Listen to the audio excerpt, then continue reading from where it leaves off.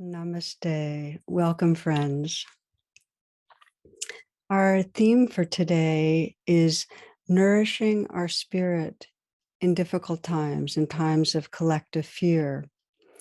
And, I really do feel like the overriding feature of today's world is this collective sense of a threatening and uncertain future.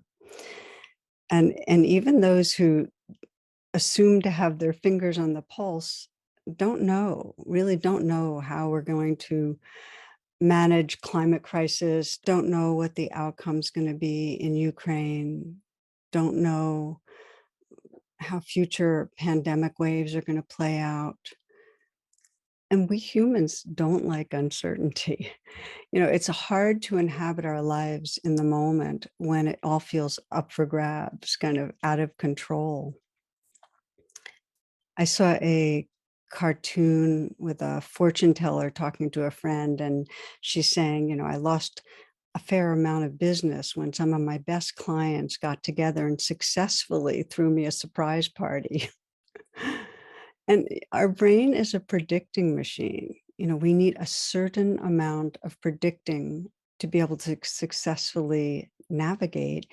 And when this world is destabilized, it triggers a deep fear in the collective psyche. So the more we sense the reality of inevitable loss and suffering around the corner, the more anxious our minds get, fixating on what's wrong. And it's kind of like being in an airplane and being tossed around by unanticipated weather systems and just not being able to land in our life, in our moments, because we're tensing against what's next. I've been spending a lot of time recently with a dear friend who's been diagnosed with an uncommon and an aggressive cancer, and she has limited options. And naturally, she's really focused on what's to come and experiencing shock and fear and grief.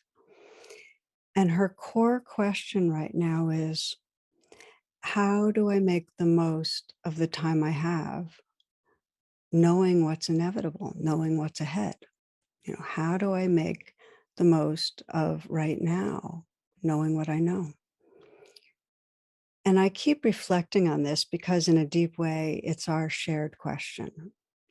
Individually, each of us is going to die. Our bodies are going to fail in some way. Our minds, we're going to face a lot of loss, and collectively, as we know, we're facing an increasing amount of climate trauma. We're facing, just in these few years ahead, the starvation of millions of people across the planet. We're facing threats of nuclear kind of devastation, uh, continuing pandemic.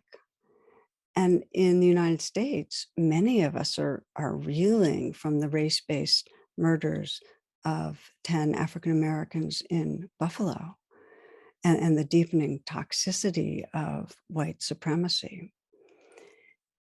Entirely related, we're facing the specter of civil war, really an uncertain fate of democracy. And I'm naming all this because it's a scary future. And it's natural to fear what's to come, to have a lot of grief or anger, distress, alarm. Naturally, we need to dedicate ourselves to bringing whatever healing we can to our world.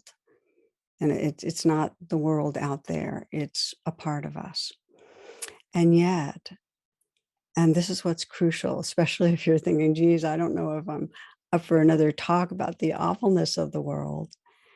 No matter what's ahead, there's more to who we are and to what's possible in our lives than living our moments possessed by painful anticipatory emotions. In other words, if we're ruled by our amygdala, tensing against the future, we lose what most matters to us. We lose connecting in a loving way with each other. We lose living with presence, taking in our world with appreciation. We lose creativity. And actually, if we're hijacked by our fears, we lose our capacity to respond wisely to the world. It's so clear for my friend with cancer that being fixated on a scary future steals profoundly precious moments of real life that are here now. So our inquiry, how to face a truly threatening future and still really be here, live and love fully, savor our moments. And I feel like one of the great gifts of a spiritual path is that it offers pathways for reconnecting to our inner resources of love and courage and presence in the midst. It offers pathways that nourish our heart and spirit no matter what's going on. You can think of these pathways as falling in two domains, and they each require intentional training. And the first is a pathway of full presence with what is, and it's what we talk about a lot: mindful awareness, being completely, honestly, bravely here with the present moment as it is. The second pathway is intentionally turning your attention towards whatever arouses a sense of love, our strength, our openness, our spirit. It's what I refer to as turning towards our basic goodness, towards the gold. And friends, we need both. We need presence with our immediate experience, including however unpleasant it is, including simply being with our breath. Because if we regularly bypass that, if we don't have this capacity to ground in the present moment, you won't actually be able to turn towards the goodness, towards the light in an embodied and full way. And if you have no way of turning towards the light, of remembering goodness, of remembering beauty and kindness and joy, you won't have the resilience and the spaciousness to really be present for your life. So we need both pathways. And what we're going to do is explore these related ways of coming and nourishing our spirit. And in particular, I'd like to look at what neuroscience teaches us about deepening access to love and to joy. Okay, the first pathway, which is full presence with what is. And it really involves, again and again, coming back from our ideas and reactions to the future, where we're lost in thought, and connecting with the life of the moment. This is the process of mindfulness, what I often describe as the RA of RAIN: recognize and allow. A poem that I love by David Wagner goes like this, and you might want to just kind of get quiet for a moment and really listen. Stand still. The trees ahead and the bushes beside you are not lost. Wherever you are is called here. Wherever you are is called here. And you must treat it as a powerful stranger, must ask permission to know it and be known. The forest breathes. Listen, it answers, I have made this place around you. If you leave it, you may come back again, saying, here.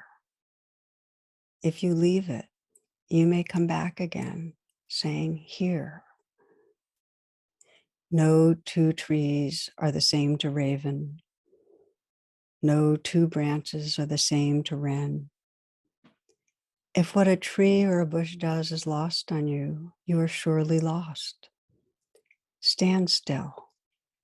The forest knows where you are. You must let it find you.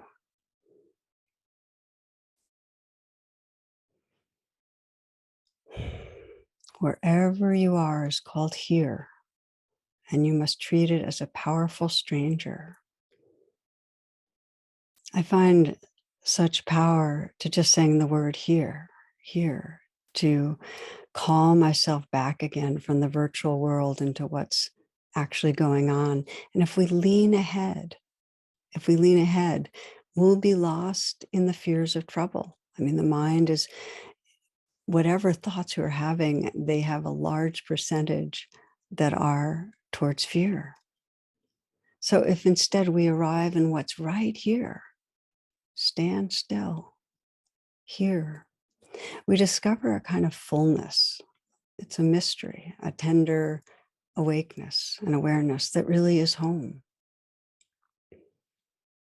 So I've been mentioning my friend, and we were recently sitting together on a bench by the river, and we began noticing out loud here what was right here, naming wind on the face, light on the eyes, the sound of geese. There was a sense of each other side by side. We're simply recognizing the changing flow here, moment by moment, listening, feeling. And then we acknowledged and honored these are moments of real life, lived life, not missed because we were lost in talking or thinking about what's to come. So presence with this gateway of our senses, it's a sacred refuge here. It opens us to this awake awareness that's listening and seeing and feeling. Let's take a few moments. We'll be practicing in a few ways during our time together. Take a few moments now to pause.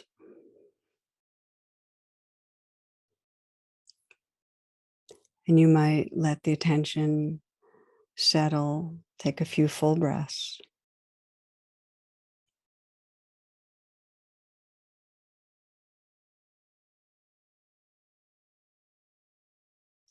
So you might use these words to help you feel yourself right here, saying, and you might whisper it out loud at first. Right now, I'm aware. And just name what you're aware of with your senses.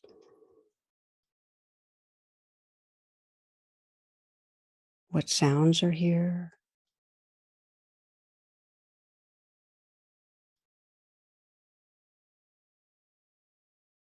Or you might name breathing. Or you might name sensations in your body.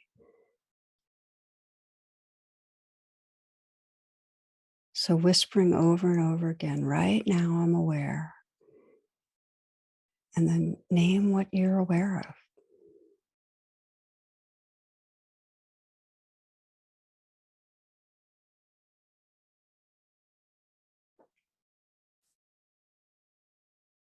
What's right here?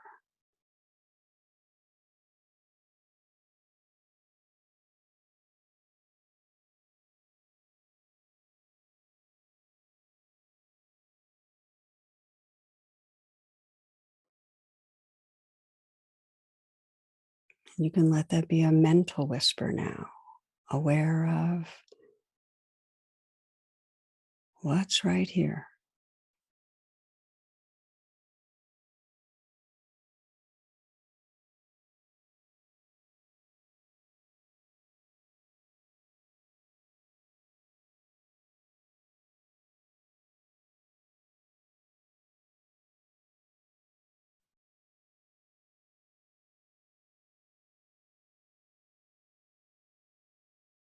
And dropping even the words, just a silent knowing, moment to moment, of what's right here through your senses.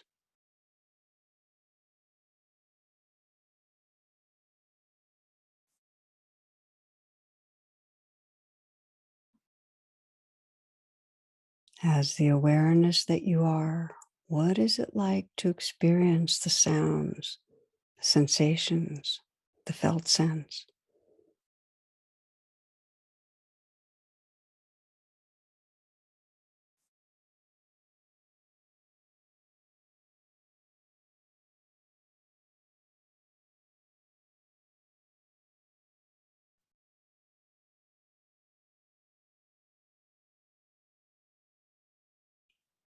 Be aware of the knower, that background presence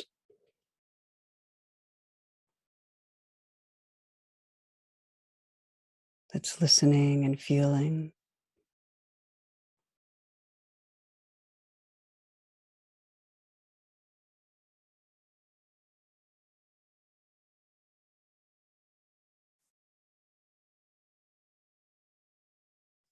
Just be that presence. Discover intimately the openness, that allowing quality, that sensitivity and tenderness.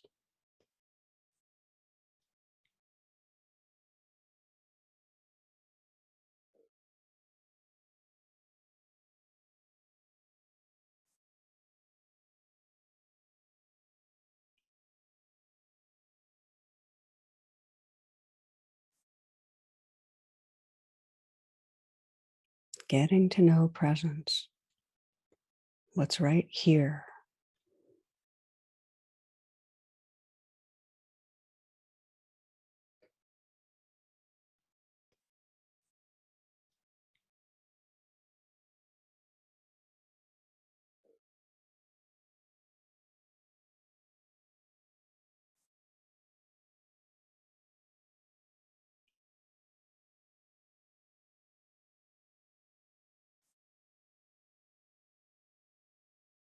And as you're ready, taking a few full breaths, opening your eyes if your eyes are closed. So, the ground level of homecoming, of nourishing our spirit, is really to let go of the thoughts of the future and come right here, that intimacy with this moment's experience, connecting with the gold. And now, here I want to pause and emphasize a key element that deepens this pathway.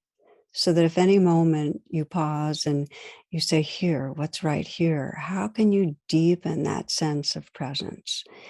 And the element that really makes a difference, and neuroscience really emphasizes this, is that when you feel that sense of contact, here-ness, uh, presence, entrain, in other words, get to know it. Pause even longer and notice the quality of the presence. Take it in, bathe in it, get familiar. And let me say why this entraining is necessary. Why, when you come home to something you value, like presence or calmness or openness, why entraining to it, anchoring it in your psyche really makes a difference. And again, this is where neuroscience comes in. So consider this. You do something for work. Let's say 8 people express gratitude and compliment you. And one person has a criticism. What is it you remember? What is it you perseverate over? What stays with you? It's due to our brain's negativity bias, that what happens is when we have an unpleasant or scary experience, it's very sticky. It lodges in the implicit memory. It haunts us. It feels more thinking, it feels more negativity. But when we have a pleasant experience, it's much less sticky. It gets forgotten easily. So to create stickiness, to increase our access to positive states, we have to entrain. We have to spend some time with it, pause, take it in, get familiar. Otherwise, our habits that come from the negativity bias are going to rule.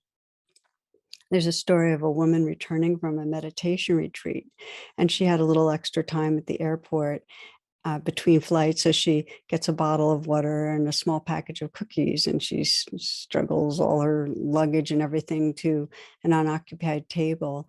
And she's reading the paper when she becomes aware of someone rustling at her table. And she, from behind her paper, she's flabbergasted to see a neatly dressed young man helping himself to her cookies.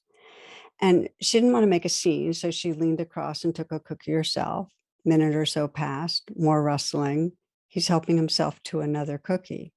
By the time they're down to the last cookie in the package, she's super angry, but can't bring herself to say anything.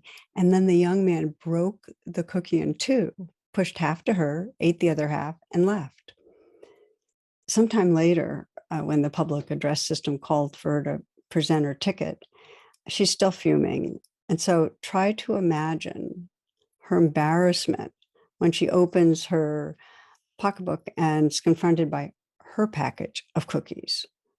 She had been eating his. So her negativity bias, assuming greed or insensitivity or people taking advantage of her. So neuroscience really guides us in how to shift this bias. And that's by, in moments of positive experience, here, when you really touch into here and presence, entrain, pause, 3 breaths, maybe 30 seconds, soak in it, get to know it. That will let it actually have that stickiness that stays in the unconscious. And for this woman with the cookies, what if she had spent time in training to feelings of trust or generosity or seeing goodness? They could have enjoyed a cookie party, sharing cookies together.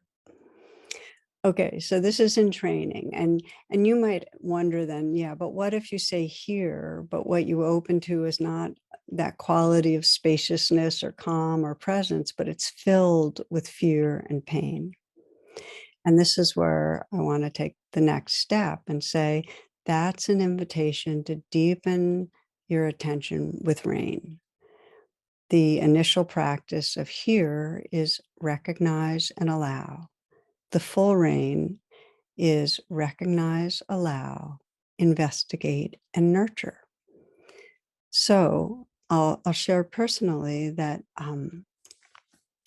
like many I know, letting in world news is increasingly disturbing. And I'd say these last weeks have been especially upsetting. The killings by the white supremacist in Buffalo, the Supreme Court on Roe, the deepening crisis in food shortages, just so many on the edge already around the world.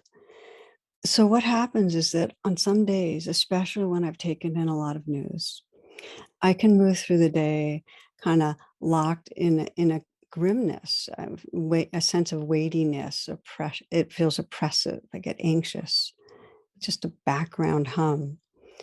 And when I become aware and do a short rain, it goes like this. I'll recognize, oh, this is grim, kind of grim or angry or anxious. I'll recognize it. And then I'll allow it, just, okay, let that be here. And then when I investigate under the grimness, there's a fear of increasing suffering in our world. And if I keep opening, if I keep staying with that, what comes under it is a real sense of sorrow. I touch into grief for our world, and there's often tears, crying, and then the nurturing is really I often bring my hand to my heart and just feeling that caring and feeling a prayerfulness for our world, that there be growing compassion and wisdom, healing. And then I entrain. And entrain in rain comes in after the rain. We're in those moments where I feel, there's more openness and just pure tenderness. And I get to know that because that's home. That openness and tenderness is more who I am. It's more the truth of who I am than that tight, grim place.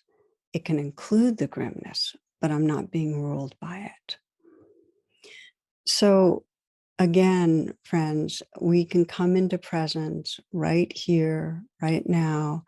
And when we get to that place of tenderness and openness in training, helps us to have it more available.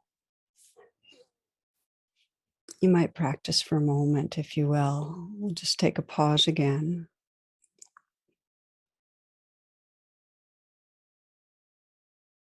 Take a few full breaths.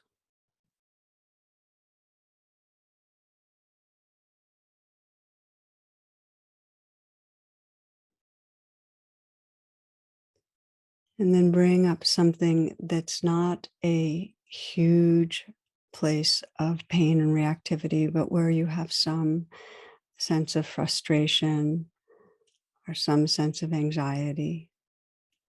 We're going to do a light rain.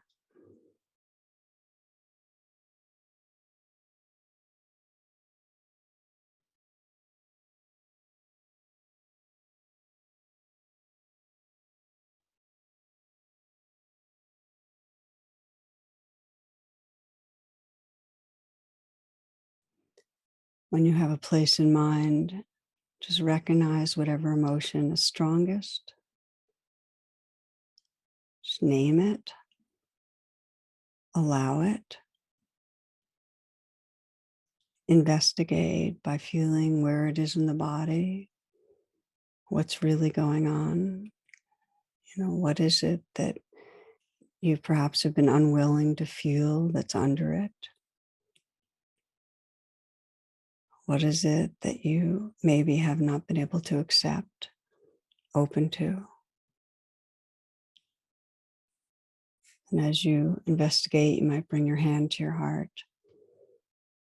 and just feel a sense of care going to whatever part of you is vulnerable or distressed. You might even offer yourself a message of comfort.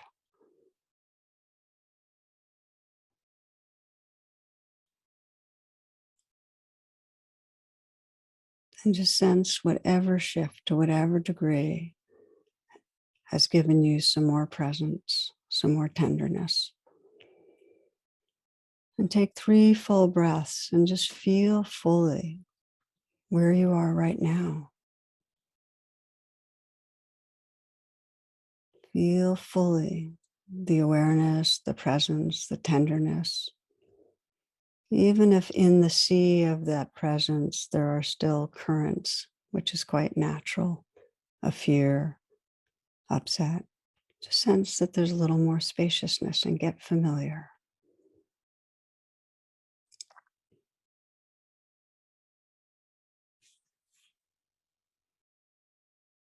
Relax back, beloved one, into the timeless presence from which shines stardust and storms, love and light. Rest, beloved one, in the mystery that is your source.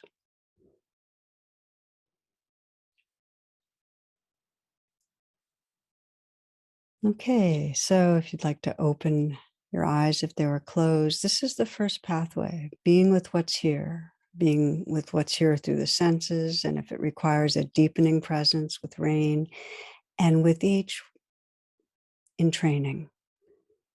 When you arrive even at a subtle shift where there's more presence, getting to know that presence. This is home. Now, the second pathway is intentionally turning toward the light. It's what the Buddhists call gladdening the mind. I had a woman in our Sangha some years ago who was struggling with her health, and she shared a conversation she had with a wise friend. The friend had asked, what would happen? What would it feel like for you to think that something good was going to happen rather than something not so good or even bad was going to happen today? And this woman responded, totally weird and uncomfortable. And her friend said, good, okay, try that. And you might try that. Just sense whatever part of the day you're in, that there's something enriching, enlivening, connecting that's possible. Something ahead that's possibly enriching to your life. Not to create an expectation, but openness to possibility. So it's interesting because in happiness research, one common denominator of those deemed happy is choosing happiness, sensing this as a possibility and turning towards it, gladdening the mind.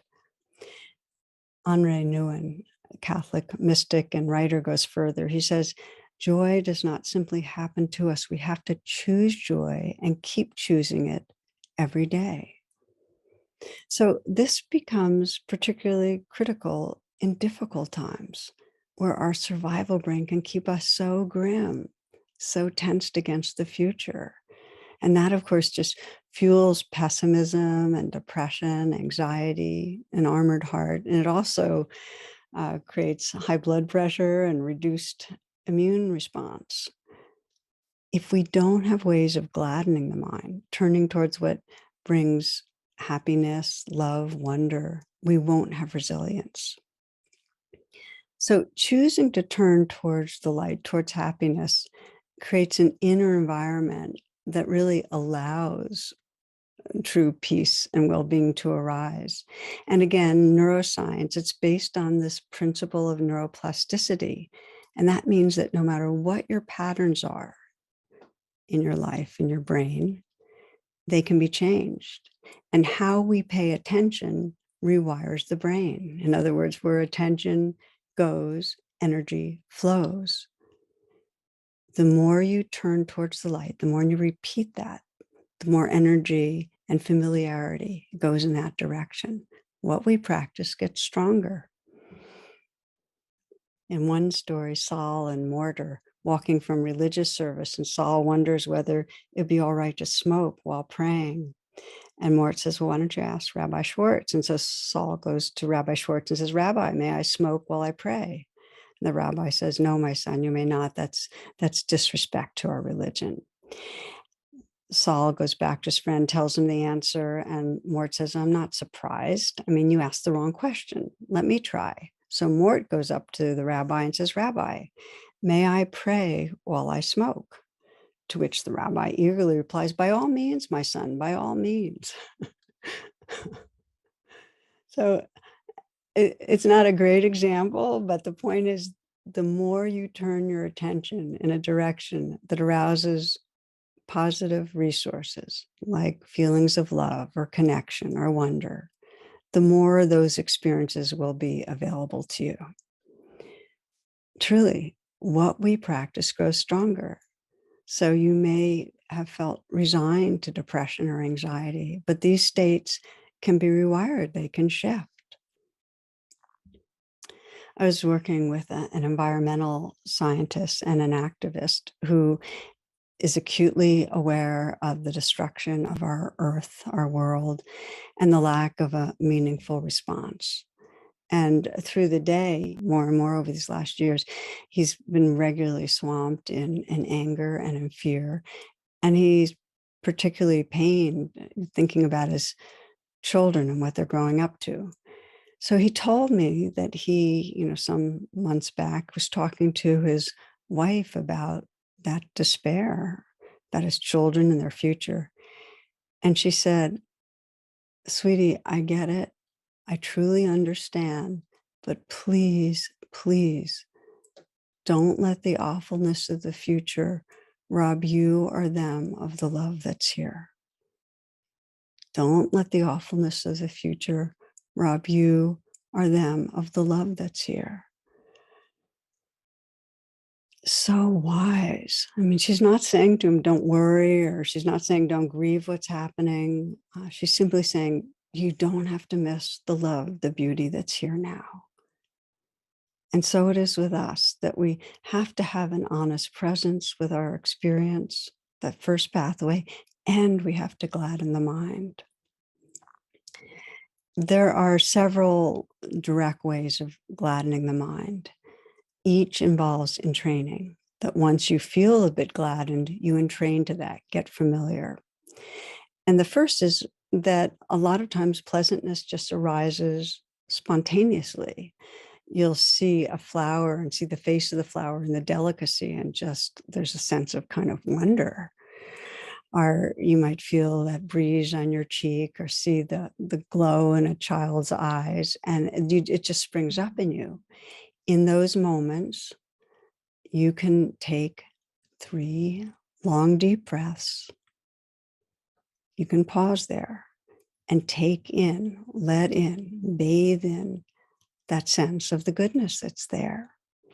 And many find rain as a really useful tool of doing that. I mean, we often think of rain as something you use with difficulty, but it can also be a powerful tool for increasing your access to positive experiences.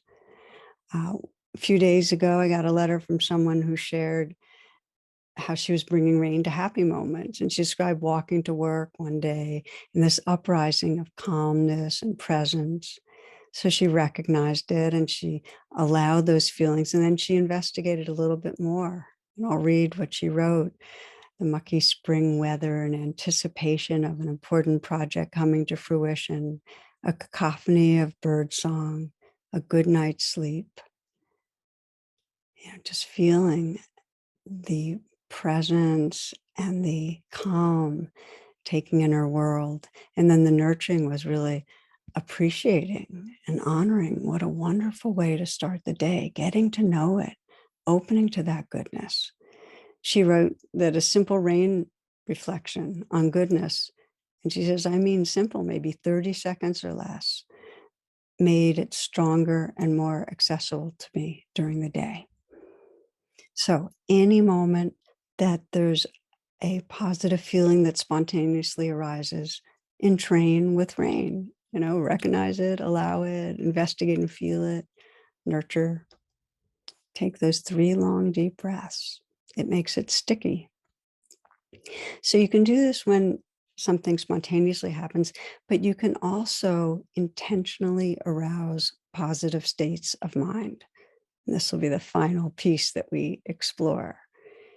You can be feeling any way and turn the attention to arouse positive states of mind. I was talking with one friend who's a teacher, a woman of color, and this was just a few days ago. We were sharing our grief about the shootings in Buffalo, and she was talking about how that's really up-leveled fear for her. And she told me about needing to shop and going to a parking lot at Food Lion and how she would scan the cars in the lot for Confederate flags. And she talked about for her and for her friends of color, it's just another level of unsafe. That white supremacy has always been here, but it's more above the ground, more energetically and violently embraced, and getting worse. So then I asked her about how she was taking care of herself. And she said, well, of course, my practice is to open to the fear and to be real with it.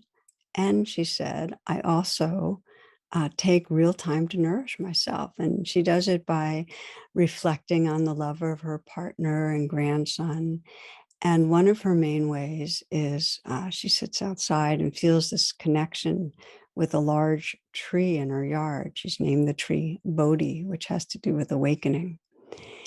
And she says that helps her feel the presence of her ancestors and feel supported by the trees and the grass and the air and the ants. In other words, it grounds her back in loving awareness where she doesn't have to hold it alone. And that's her entraining. Her entraining is just sensing that loving awareness. It's like the ocean that has room for the waves. She wrote to me, especially now when I feel heart achy and like I need to do more, be more. I'm reminded that I'm resourced beyond measure. So again, it doesn't take away the grief or the fear, but it gives us this vast space to unfold in. That's a gift of gladdening the mind. So you can do it through entraining when something comes up spontaneously, or you can do it through a loving kindness reflection when you practice loving kindness or metta and you feel a sense of love and train to that. Or you can do it when you practice gratitude, when you say to yourself, what am I grateful for? And then feel the gratitude. So we started, and I shared, about my friend with cancer and her question, how do I make the most of the time I have, knowing what's ahead? And the truth is that we can't get rid of a threatening future, and we can't avoid our fears or our grief or our uncertainty. But there are 2 pathways that can give us a lot of freedom. And one is really right here, presence with what is, here, here. And the second The second refuge really is turning towards the light, remembering what we love.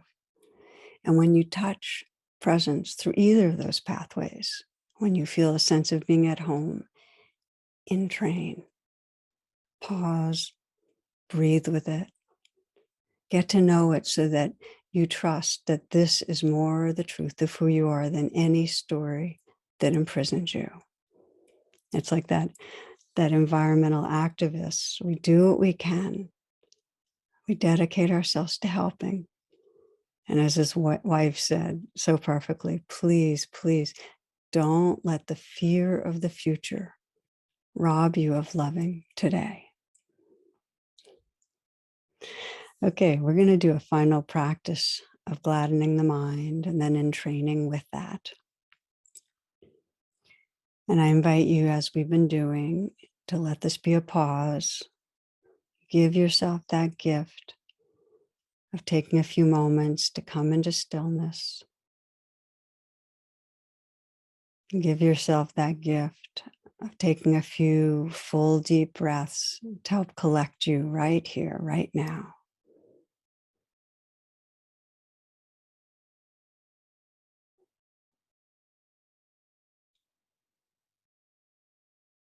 And give yourself that gift of seeing what wants to let go a little in your body. Maybe you bring your attention to the shoulders and notice that you can soften a little. Maybe you can soften the hands, let them rest in an effortless way. Soften the belly. Allow the breath to move deep into the torso.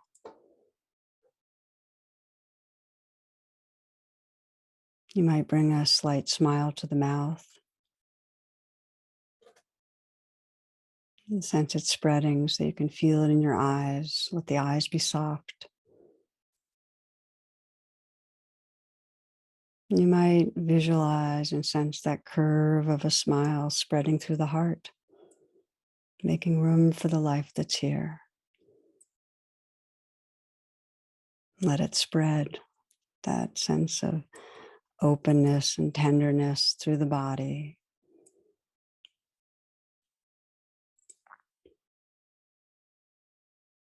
And I invite you to reflect on what you love, what you're grateful for. And as a way of guiding yourself, you might mentally whisper, I'm grateful for, and then just say whatever comes to mind. And then whisper it again, and I'm grateful for, and say what comes to mind over and over. Or if you'd prefer, you can say, what I love is over and over, filling in the blank. So choosing one and begin inwardly. What I'm grateful for, or what I love is.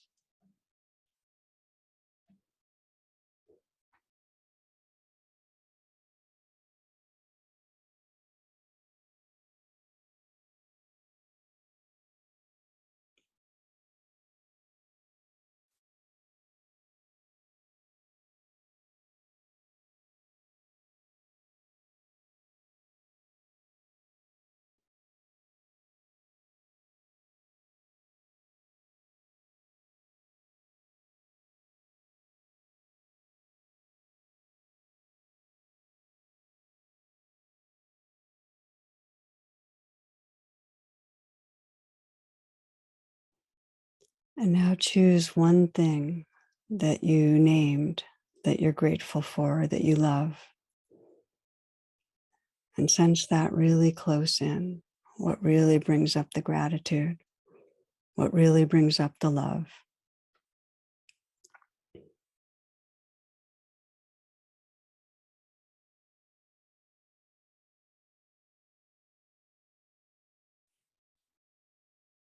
And let go of the object and just feel through your body and your heart the fullness of gratitude and love.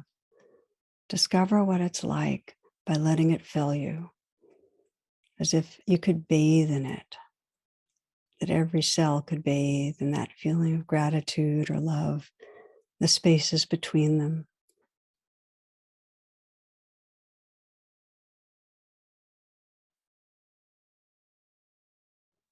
Sense how big it is.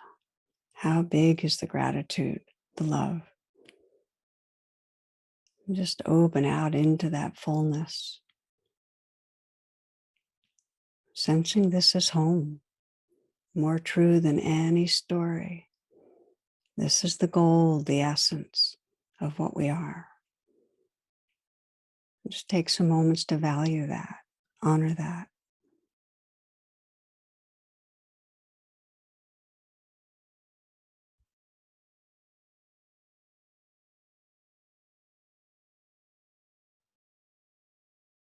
Relax back, beloved one, into the timeless presence from which shines stardust and storms, love and light.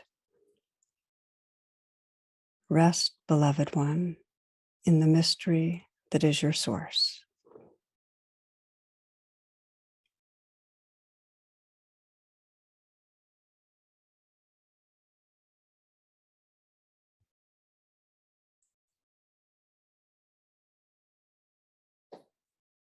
As you're ready, if your eyes are closed, opening the eyes.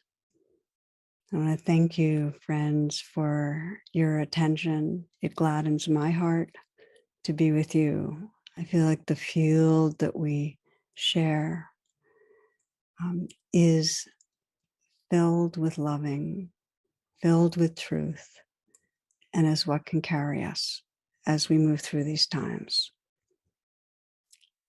Namaste. Thank you.